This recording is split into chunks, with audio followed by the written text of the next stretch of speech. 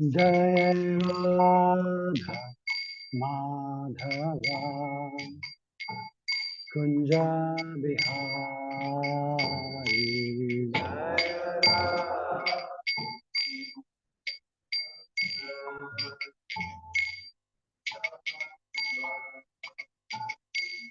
Jaya Gopijana Vallabha Girivaradhari Gopijana Vallabha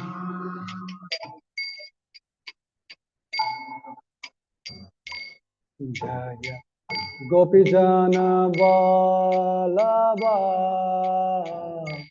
Girivaradhari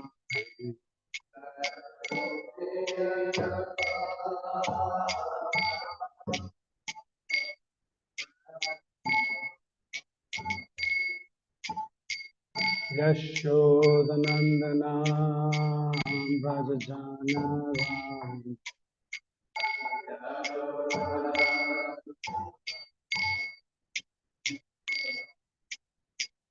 Yashodanandana Brajajana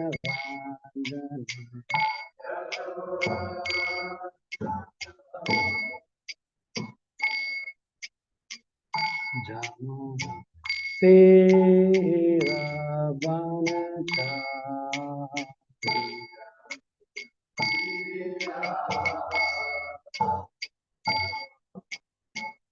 Jamuna Tera Vanacha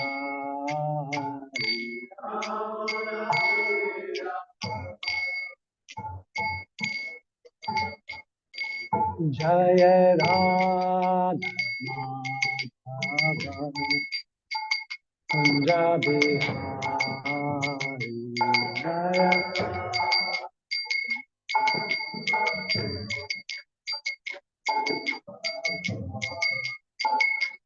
Jaya Radha Madhava Punjabi Hari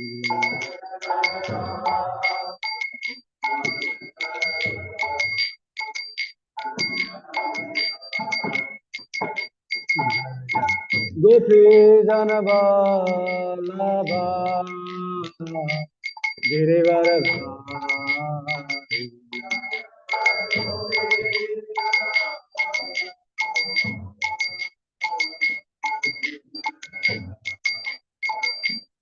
Jaya Gopi Janavallabha Girivaradhari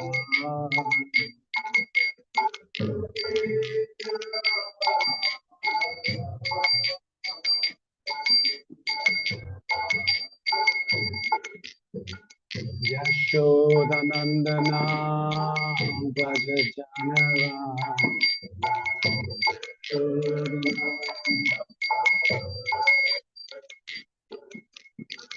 Yashodanandana Brajajana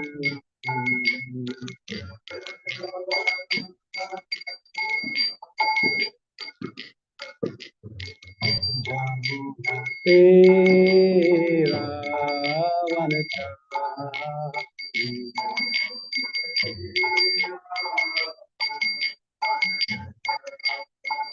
Jamuna Tera Vanacha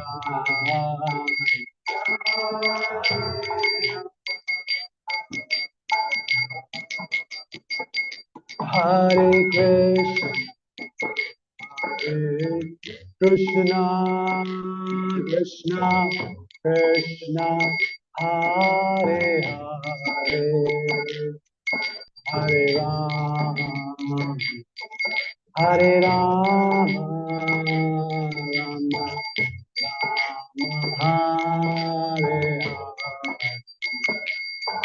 Hare Hare Krishna Krishna Krishna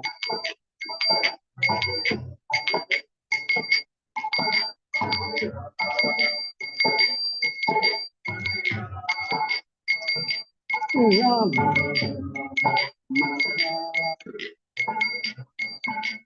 Hare Krishna, Hare Krishna, Krishna Krishna, Hare Hare, Hare Rama, Hare Rama, Rama Rama, Hare Hare Krishna, Hare Krishna, Krishna Hare Hare,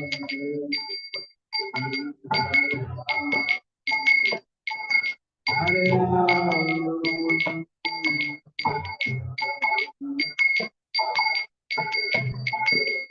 Hare Krishna, Hare Krishna, Krishna Krishna, Hare Hare, Hare Rama, Hare Rama, Rama Rama, Hare Hare.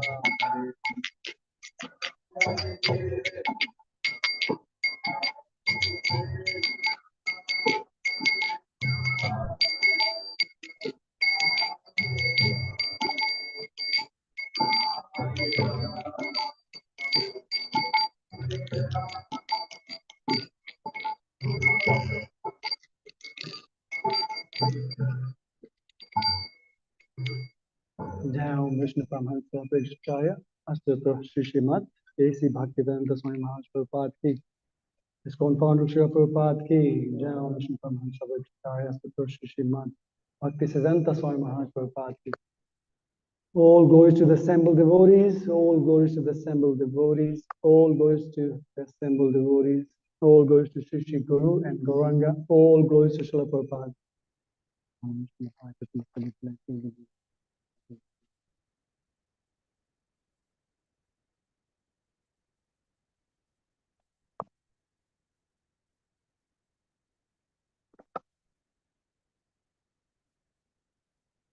Hare Krishna, everybody. So we will start with the Srila Prabhupada Leela Amrita first. We are just we're beginning of chapter 21. We are starting new chapter today.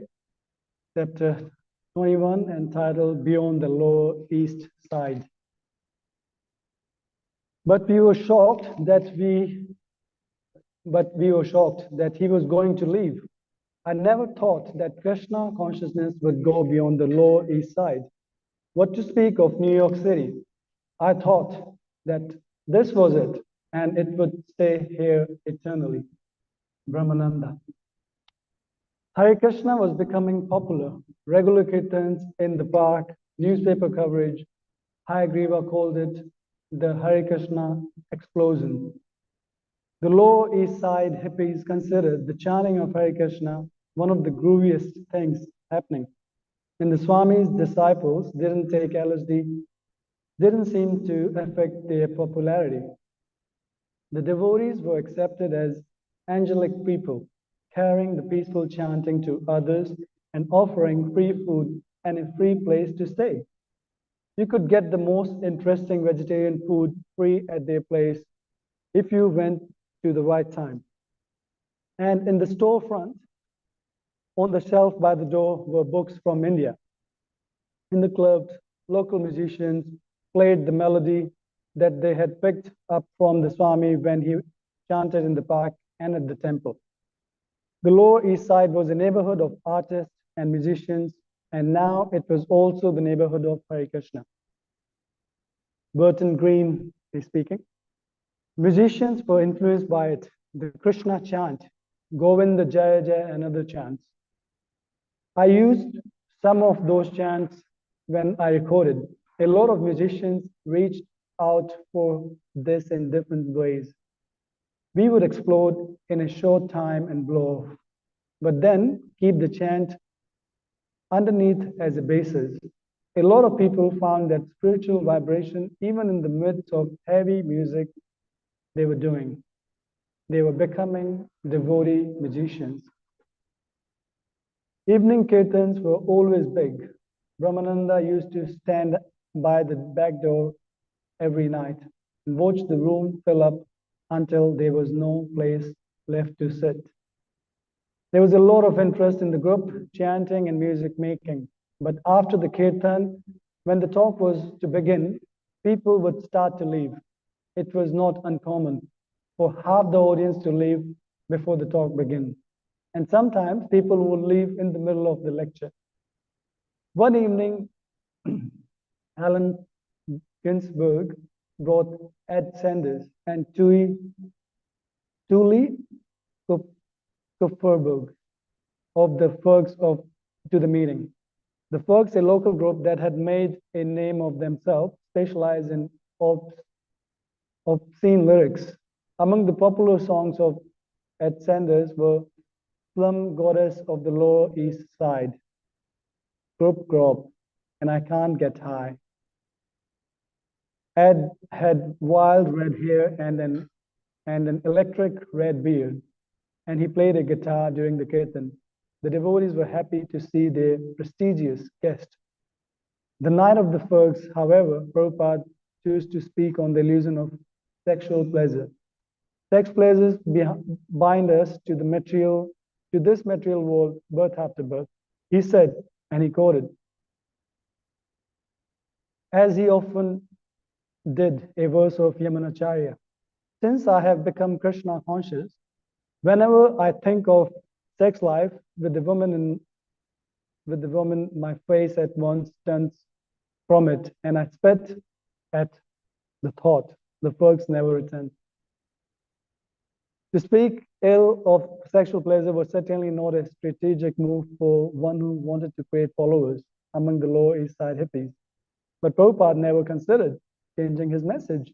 In fact, when Umapati had mentioned that Americans didn't like to hear that sex was only for conceiving children, Prabhupada had replied, I cannot change the philosophy to please the Americans. What about sex? Asked the ISKCON attorney, Steve Goldsmith, one evening, speaking out from the rear of the crowded temple. Sex, sex should only be with one's wife, Prabhupada said, and that is also restricted. Sex is for the propagation of Krishna conscious children.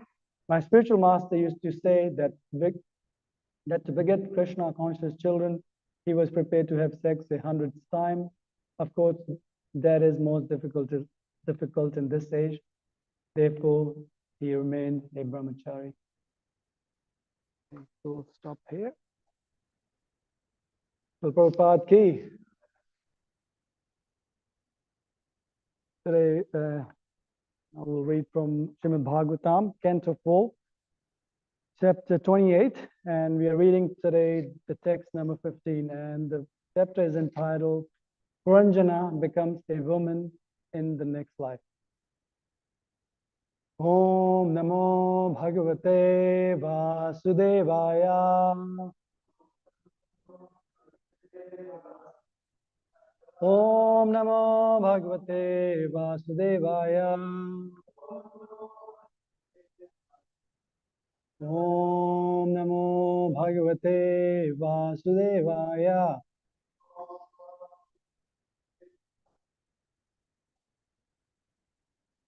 Sithilaya Vanoyahi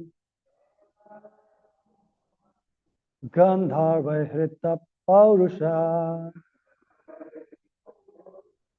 Yavana Aribhirajan Uparuddho Urodha Sithilaya Yavoyahi Gandharva Hrita Paurusha Yavana Aribhirajan Uparuddho Urodha Sithilaya Yavoyahi Gandharva Hrita Paurusha Yavana Aribhirajan Uparuddho Urodha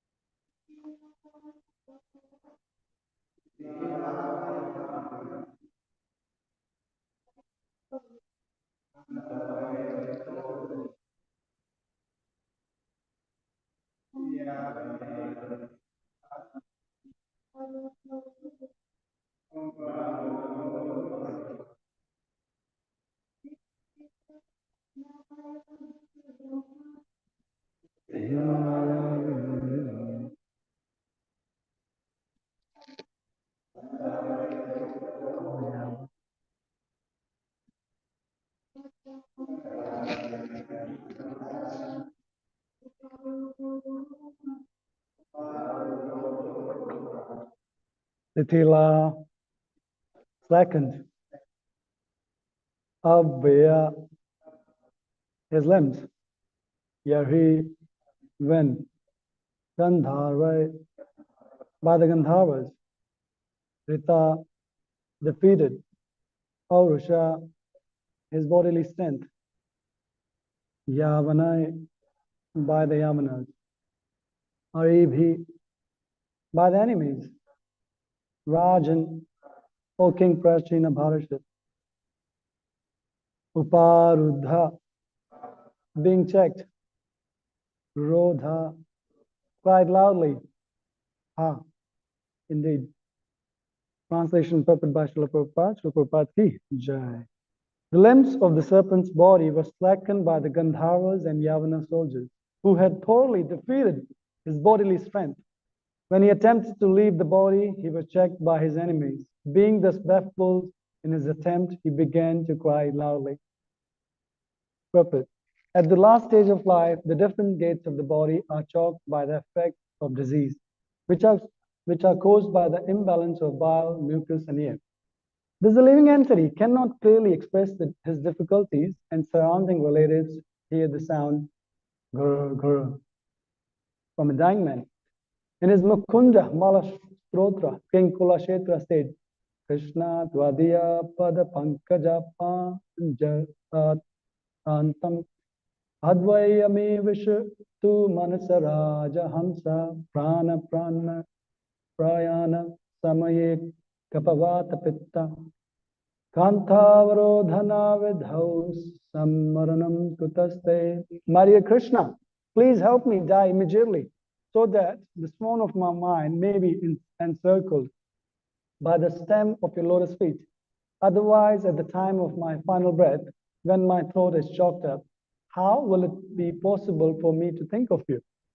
The swan takes great pleasure in dying within water and great pleasure in diving within water and being encircled by the stem of the lotus flower. This entanglement is sporting joy. If in our healthy condition we think of the lotus feet of the Lord and die, it is most fortunate. In old age, at the time of death, and throat sometimes becomes choked with mucus or blocked by air. At such a time, the sound vibration of Hare Krishna Mahamantra may not come out.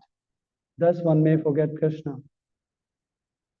Of course, those who are strong in Krishna consciousness cannot possibly forget Krishna at any stage because they are accustomed to chanting the Hare Krishna mantra, especially when there is a signal from death. Translation again, the limbs of the serpent's body were slackened by the Gandharvas and Yavana soldiers, who had thoroughly defeated his bodily strength. When he attempted to leave the body, he was checked by his enemies, being thus baffled in his attempt. he began to cry loudly. Om Gyananjala Shalakaya Chakshu Anlimitam Yena Tasmai Sri Guruve Namaha.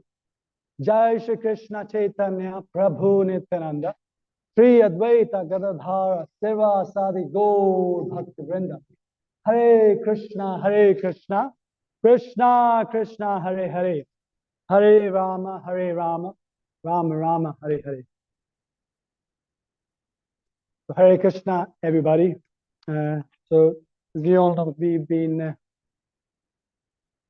from the last few months, we've been hearing about how Narad Muni is telling King Prachinabhat an allegory about, because King wasn't ready to listen, so Narad Muni came up with this allegory to explain it to the king about, that how Puranjana, he is speaking the story of a Puranjana, who is none other than the King Prachinabhasi, or none other than a conditioned soul, in the material world.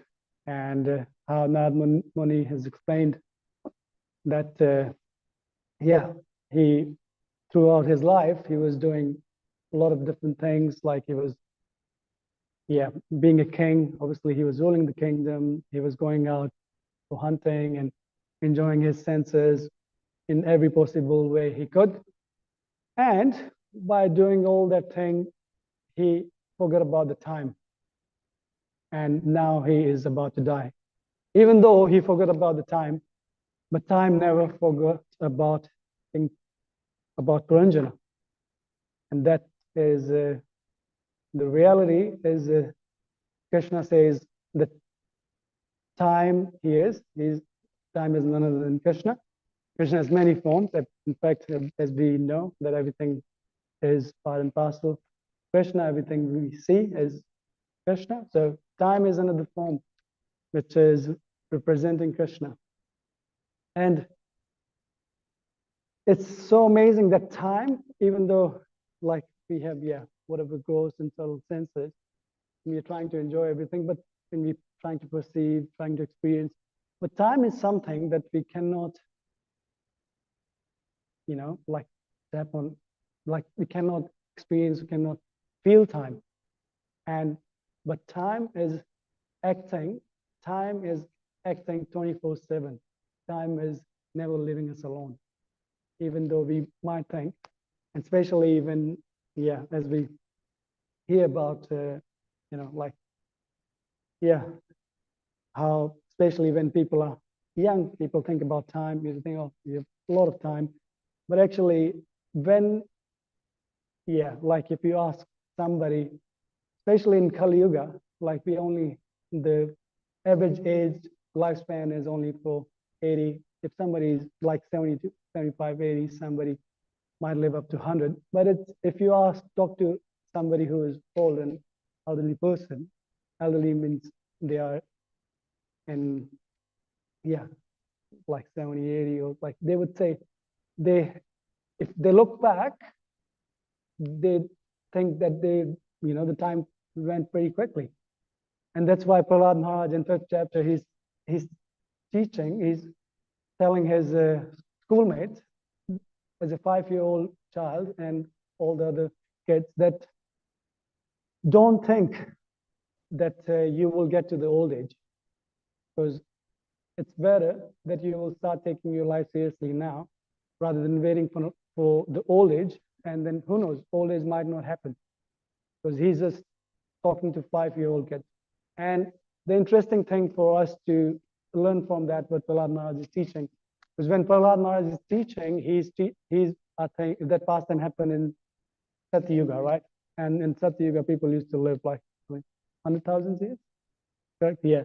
So even Prahlad Maharaj is saying that, like even the average lifespan in that Yuga was 100,000. He's saying, you never know, anything can happen. And so why don't you take your life seriously now? Yeah. And similarly, in this part of Bhagavatam, this is what's going on. So it's his last stage of life, and he, yeah, now King, like now the Puranjana, he's just thinking like, oh, and what's going on, what's happening, like his all his bodily strength, his senses, they have given up, and that's what happened usually. And at the time, no matter how strong or how, yeah, rich or whatever person would be, but at the time of death, the time is something that humiliates us, like humiliate, yeah, and we will have to experience something we never thought of, even though someone might be like the world's strongest man, or like Arnold or somebody who's been the Mr. World for so many times. But when now he's old, if you look at him, like, yeah, it's time this, yeah, this to conditioned soul who forget about Krishna. And as Krishna says, the people who think that who are not afraid of that, you know, as Prabhupada mentioned, there are only two kinds of people who are afraid of that. One is pure devotees, people who have realized Krishna and who, yeah, regularly kind of trying to learn from Shastra, not just learning it, but trying to live. And the other kind of people are fools, like people who doesn't, so there are only two kind of people who are afraid of that. And in middle, everybody is, no matter how rich, how powerful, whatever they've been doing, but when death comes, it is very, very fearful. And that's why Krishna says, Mrityu sarva haraschaham. At the time of death, whatever you're grabbing onto, I'll take everything away. Even though, yeah, whatever you think it is yours, either your family, your house, your family, your business, whatever. Not only what you think it's yours, even your own body, I will take it away from you. Getting a bit serious. No way, it's the same. Yeah, yeah, there's a positive alternative, which we'll talk about a little later. Yeah, I think it's nice to think about these things. But yeah, so at the time of death, yeah, Krishna takes away everything. And the person who is thinking, who always, yeah, thinking himself the body, he even has to leave his own body. And generally in the people who have, in the material world, people are trying to enjoy through the body, and they think that this, they're, thinking themselves the body. And then it expands further. And then not only they're trying to enjoy their body and satisfy their body, but the expansion of which is coming from their body, like for their kids, their family, their, yeah, and they, when they're looking at those kids, grandkids, and they same like they really think about deeply about their bodily pains and pleasures. So similarly, then they start thinking about pains and pleasures of the body, which are, yeah, which related to them, but it's all bodily concept of life. Yeah. So, yeah, and we totally forget, what a human, because as Krishna also says, like Mahunam Janma Ante Jnanamam Prapadante Vasudevam Sarvamti Mahatma Sudurlabha. So as we have hearing this, like Puranjana is going through so many births, so many lifetimes. Similarly, Krishna says, after many births, we have taken, as we have here that we're hearing here in King Puranjana pastime, he's taken many births. And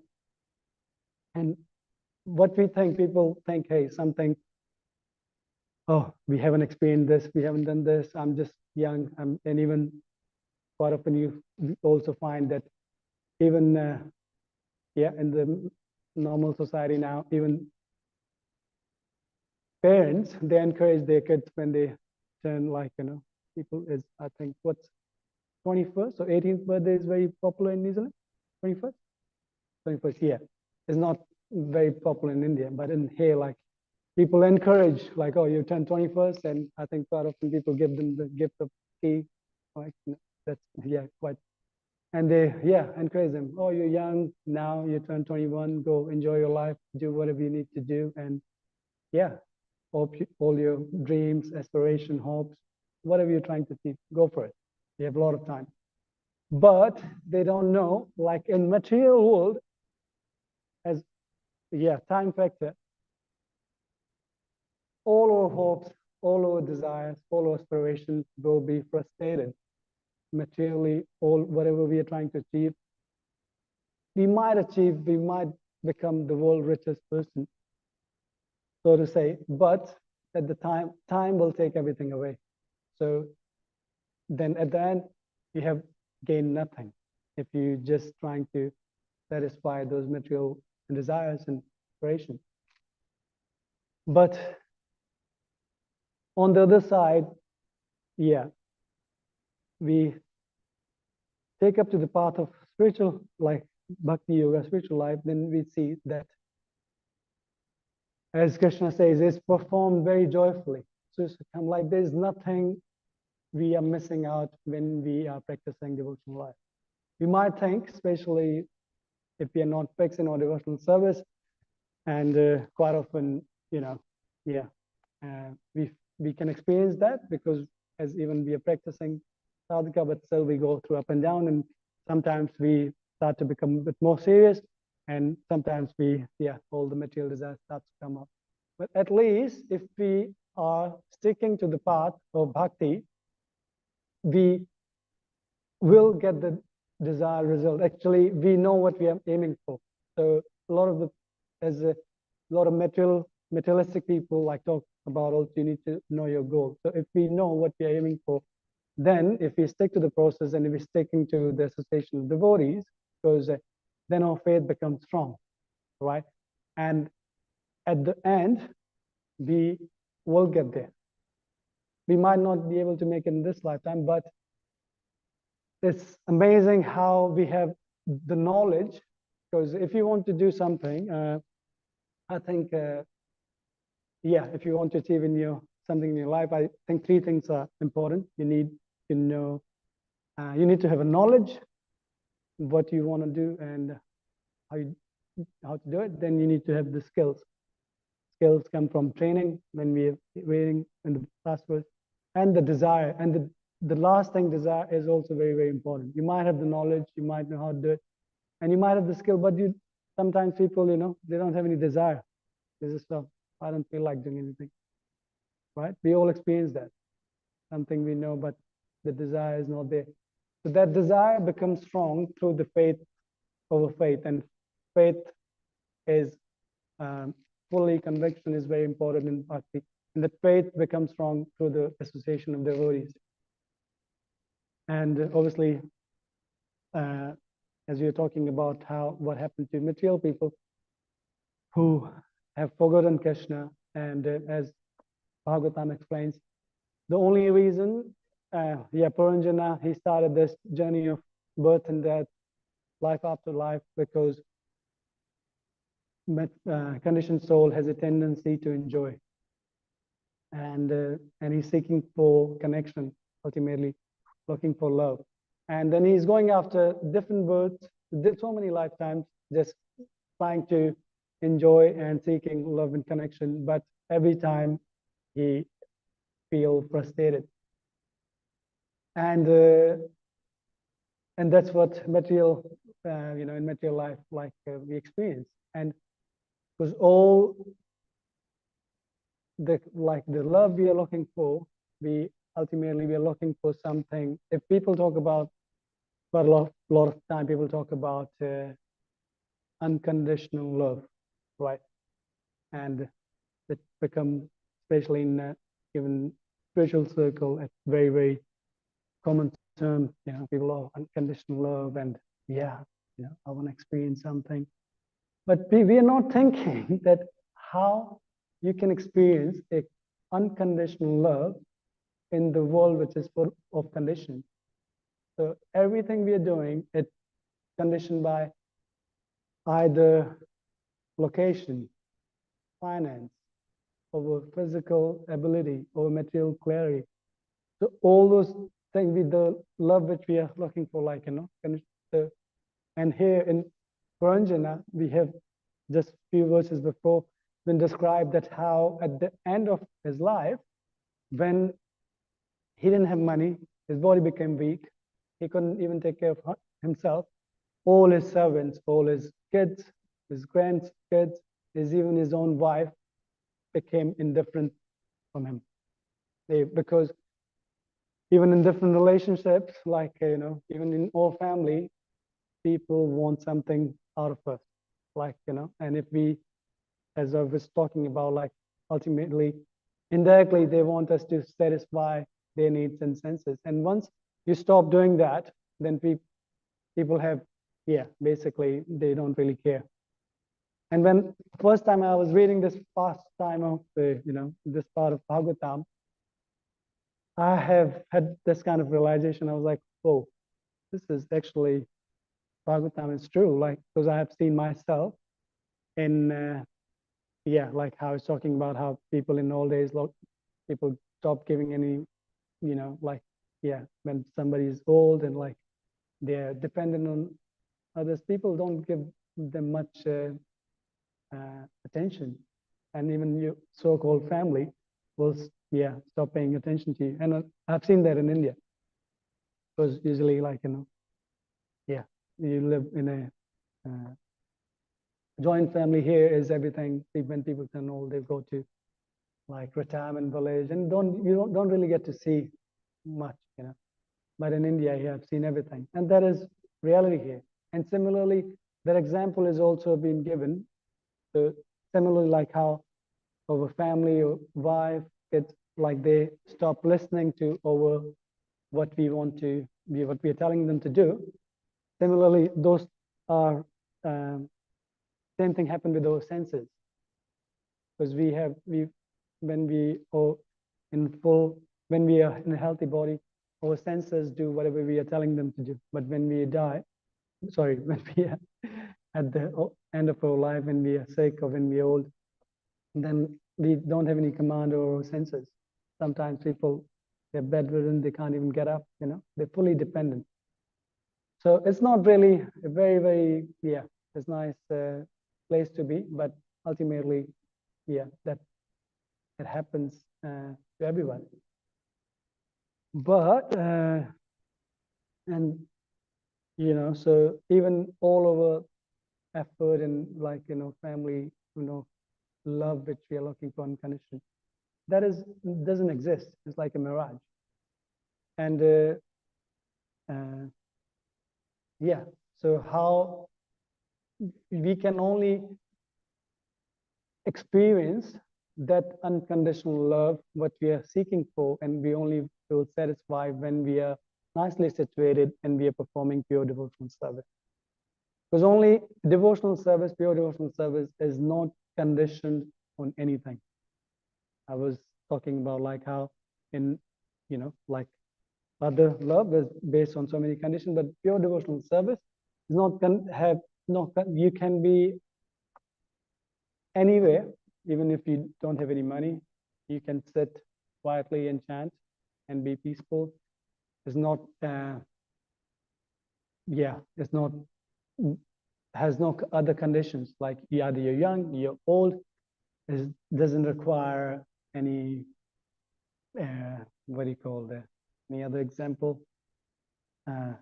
Basically, no, doesn't require finance, doesn't require like even the mind be, you doesn't have mental clarity. If your mind be disturbing you, if you'll sit down, chant, your mind will become peaceful. Yeah, you can, it's not location bound, whether in other, you can be anywhere. You can be either here, in any part of the world, you can still perform devotional service. Yeah. So yeah, we can perform the devotional service anywhere where we are, and there's no condition. And so the love which we are looking for in this material world, actually, as Krishna described a little bit in 10th canto, the different kinds of love, one is like business type of love. Yeah, you do same thing what the other person, other lover is doing. If they're nice to you, being nice to them. If they're not being nice to you, they're not reciprocating, you start doing the same thing. Krishna says that kind of, yeah, it's a business transaction kind of love, which nobody wants. Another kind of love, which we are all aspiring for, like pure love, you can say, is when even though we not being nice or not reciprocating, but the other person is still being nice to us and they love us without any strings attached or conditions.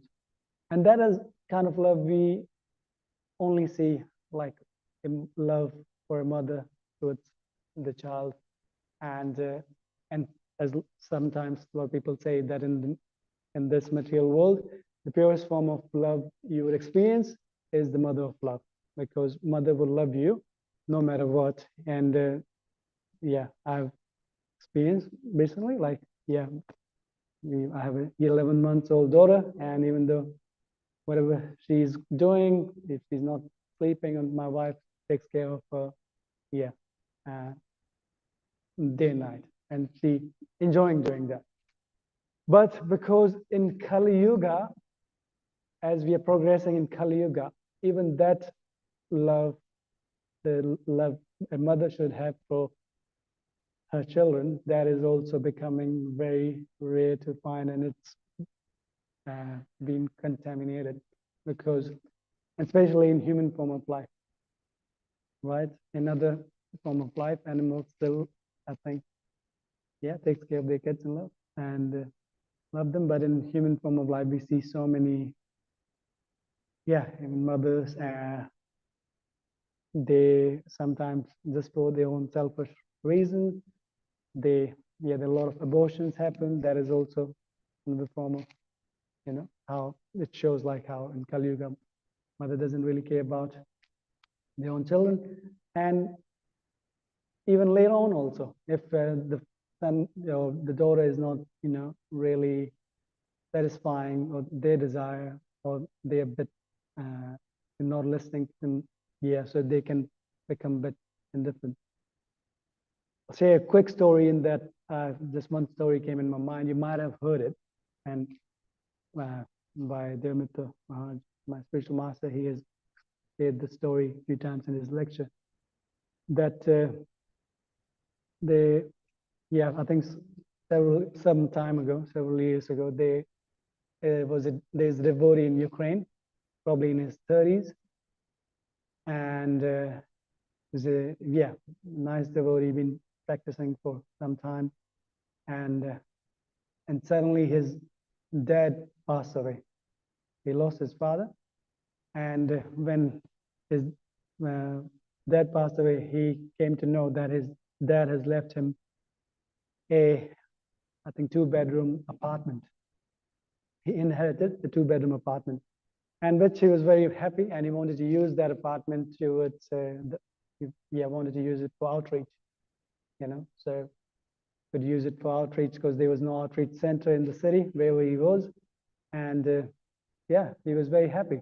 But when his mother found out that his dad has left him the apartment, she became very, very upset. She wasn't happy with that. And with her brother, so this devotee's uncle, they started trying to somehow take the apartment back from him. And they wanted to give, I think the uncle wanted to give it to his daughter, so his devotee's cousin. But so anyways, there's no conclusion, and they end up in the court, and Maharaj was explaining, like in Ukraine, there's a lot of corruption, and whoever, if you go to the court, whoever pays the most bribe, they will end up winning the court. And then both the sides, they were paying a lot of money, but there was no conclusion was coming. And the mother and the uncle was getting frustrated. So one evening, then the mother called her son, and she said, "Hey, okay, this, I think it's been going on for a while. Why don't you come over to my place and we'll, have a dinner, peace dinner, and we'll resolve this. It's end of the day, I'm your mother. Come over and then, we'll talk and we'll sit down. And he went, he thought like, oh, she's my mother, and so if she's inviting me, I should go. And usually he wouldn't eat food cooked by non-devotee. He would strict about what he would eat. He would only eat prasadam. But he thought like, oh, my mother had made such a wonderful feast, and she has invited me. Maybe I should take some.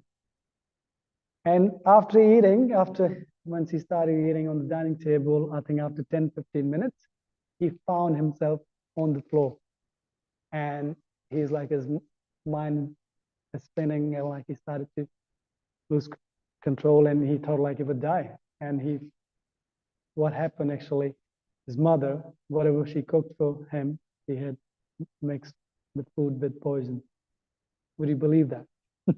His own mother, like, yeah, put poison in the food which she was trying to feed his own son.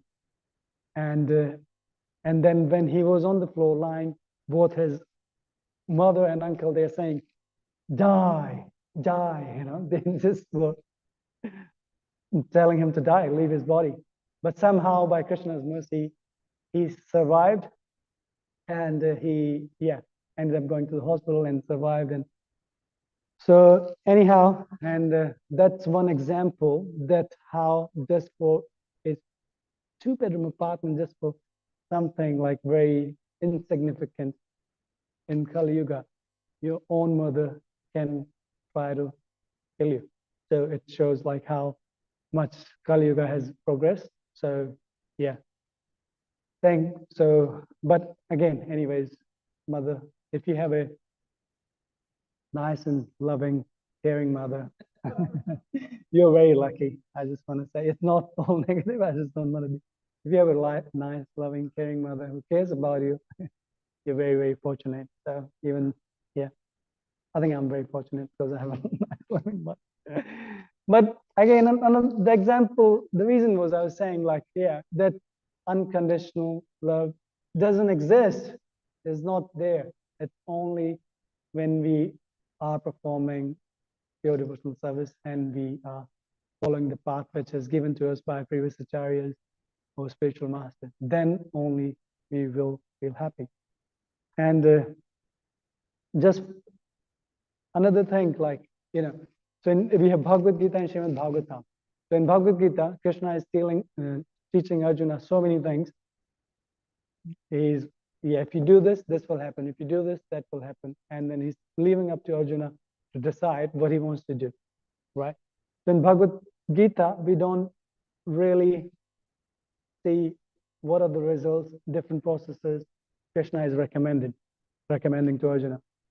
But we experience all those different things Krishna is explaining in Bhagavatam. So in Bhagavatam, there's so many different examples, so many different things that people have done, what different things Krishna has recommended, and we also see what sort of results they have experienced and what they have achieved in that. We have heard, story about Ajamil, right? Then Bharat Maharaj, that at the end of his life, he thought about deer, and he became deer, as Krishna says, Antakale, at the end of your life, whatever state of mind you have, similarly, you will attain the next body. So for a devotee, like giving this body and taking up another body is not very fearful. As I was saying, like when we are fixing, especially when aspiring for pure bhakti, then we have no fear, because changing a body is like changing your clothes. When we go home, most of us will go home, we change this devotional dress and put something else. We probably want to go out and work, and we don't take it so seriously. Hey, I have to change my dhoti and put some another clothes on, it's kind of normal. And so if we have the if we know where we're heading, and if we are practicing devotional service, obviously, yeah, our future is bright. Otherwise, trust no future in material world. No, as there's a saying. Yeah, but for devotee, it is definitely bright if we are taking up for the method seriously, and yeah, we uh, trying not to waste our time. And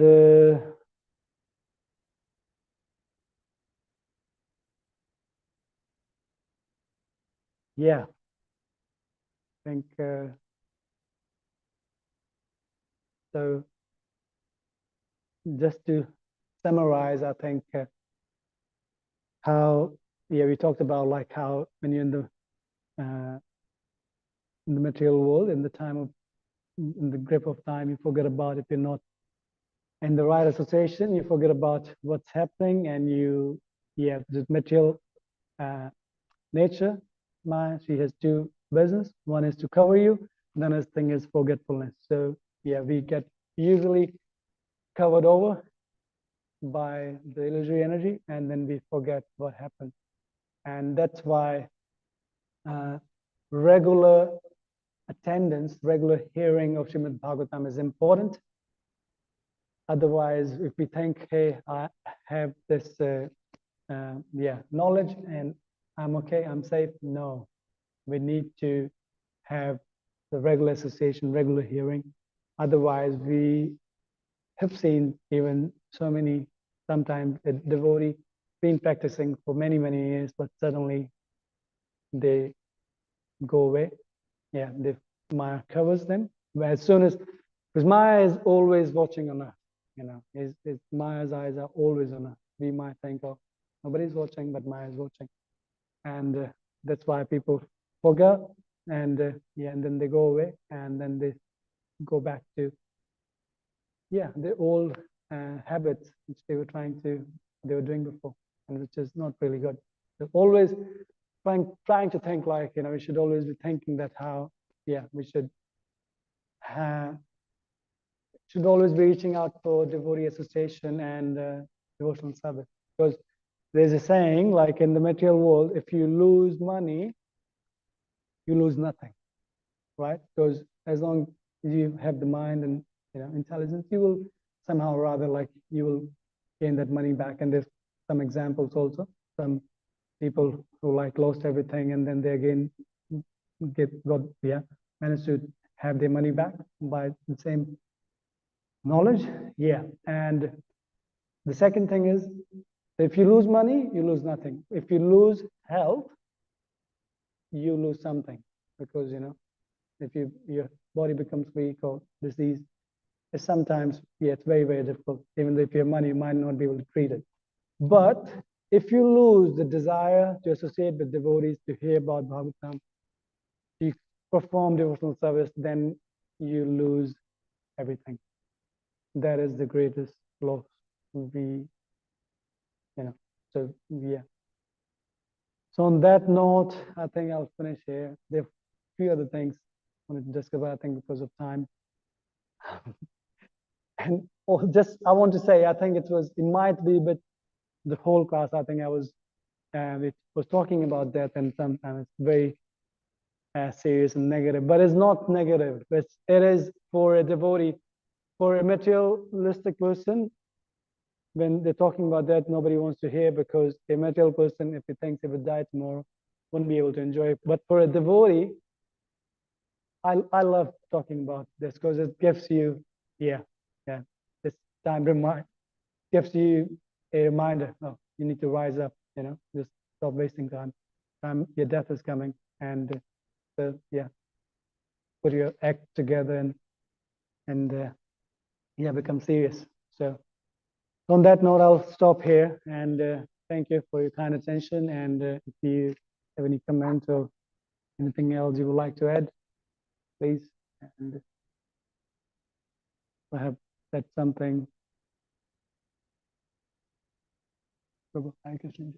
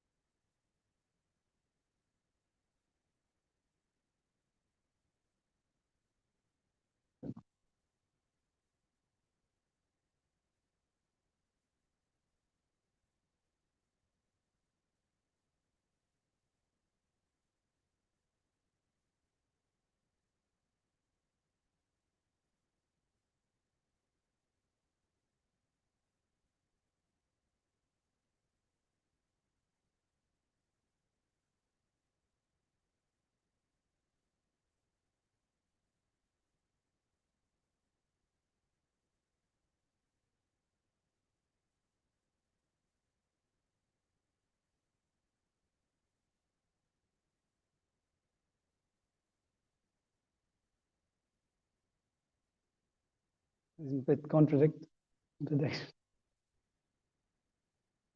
Yes, you're right, Prabhu. But I think as we know in Srimad Bhagavatam, like so the people who have lived their life based on the principle of Bhagavatam, they actually even at the end of their life, people who, like for example, they related their wife, they're happy for them when they're leaving this body, even though the attachment will be there, but they're happy because they know that they are heading, yeah, they're going back home.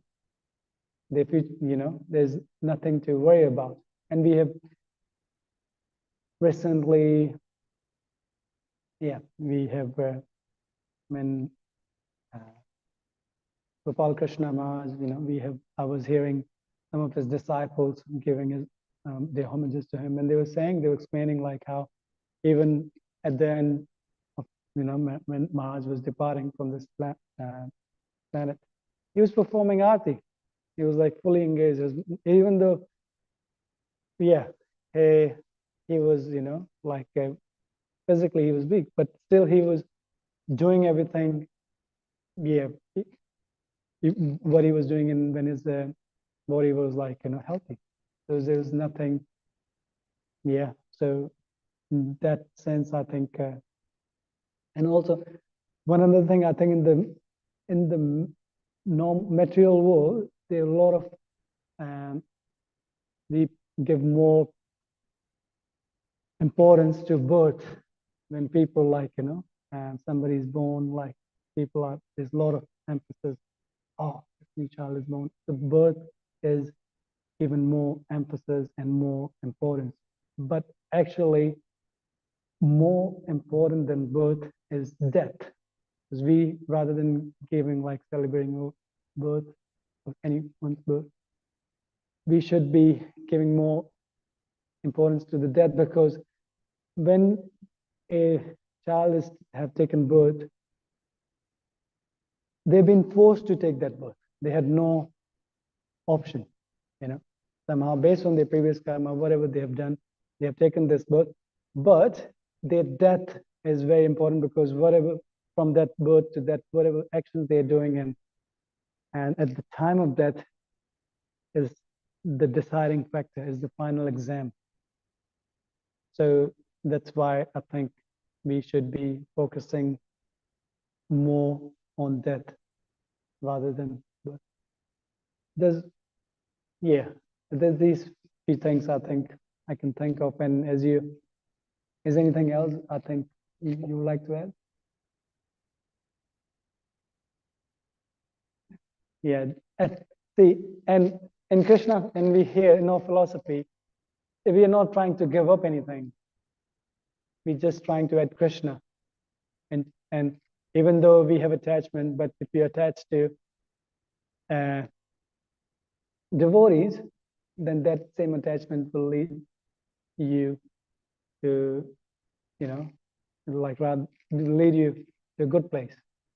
But if you have attachment to people who don't care about Krishna and who non-devotees, then that attachment will not be good for us ultimately. All right. So,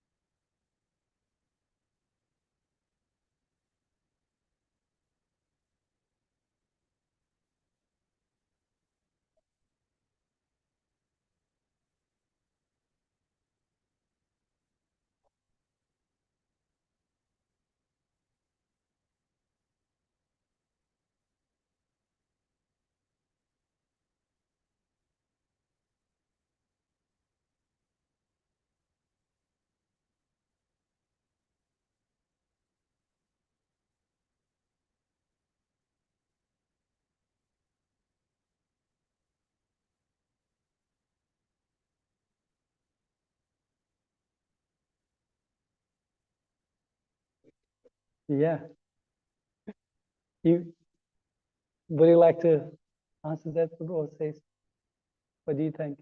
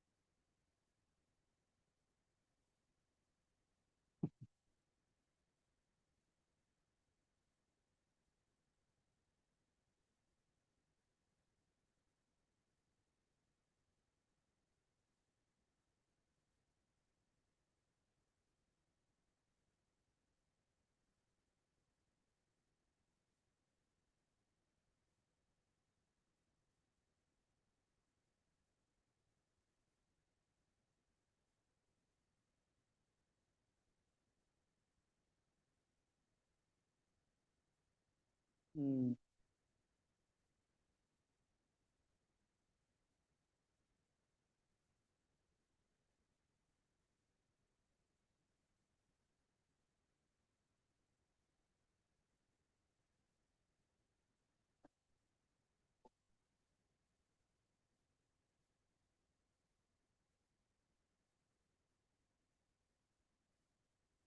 mm. Yeah, I think that's yeah, you have answered very nicely, and I would say the same. Because if you have a loving relationship with your parents or with your other family members, it's nice because that means yeah, they will show more interest and they might take up the process themselves, right? Like in example, in your case, I think your mother is very, very favorable, and I've noticed like she's very supportive. She comes to the loft, and yeah, she's yeah always. I think most of the Sundays she's there, which is great. And in other scenario, so if you don't have it, still whatever you're doing, they're still getting benefit. So ultimately, it's a win-win. Either you have a good relationship with them or not, because somehow, but especially I'm talking about your parents here, right? Because if they have given you birth, so as we hear according to the Shastra, and if we are performing devotional service, our parents also get benefit. So they might not, you know, uh, yeah,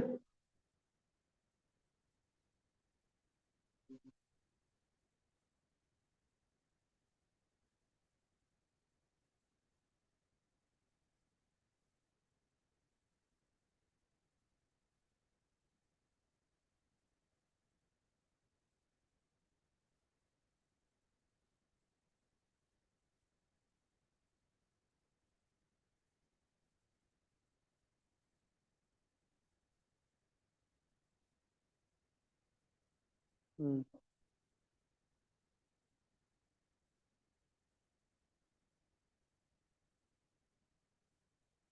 yeah,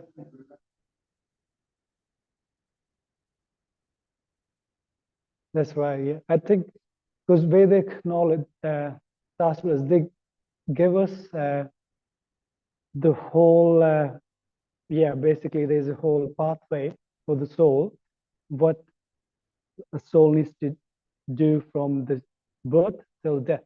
So there's nothing, and everything is there, everything like as, and it's very, very practical when we're reading about these kind of pastimes.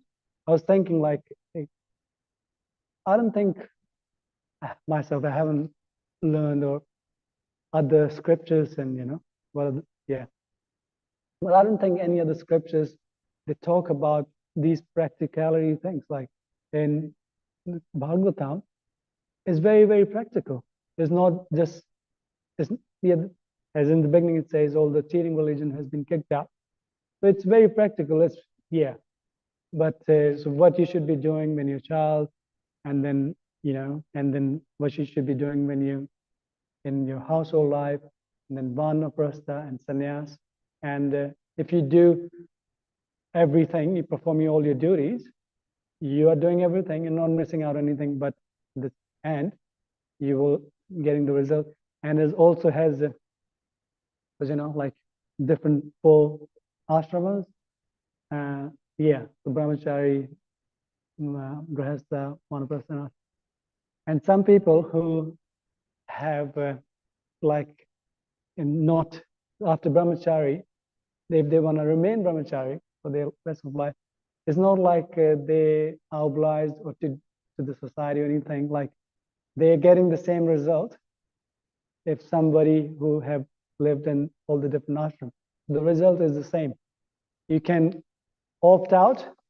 Some of you, you don't want to go into like we have some like here in New Zealand you have a Kiwi Saver.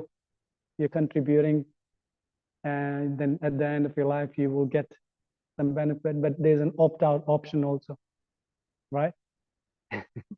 But if you opt out there, you don't get the benefit. But here, like if you opt out from your material so-called duties, like for example, if you become a brahmachari or sannyasi, that doesn't mean that you don't get the you still you're going for the higher goal.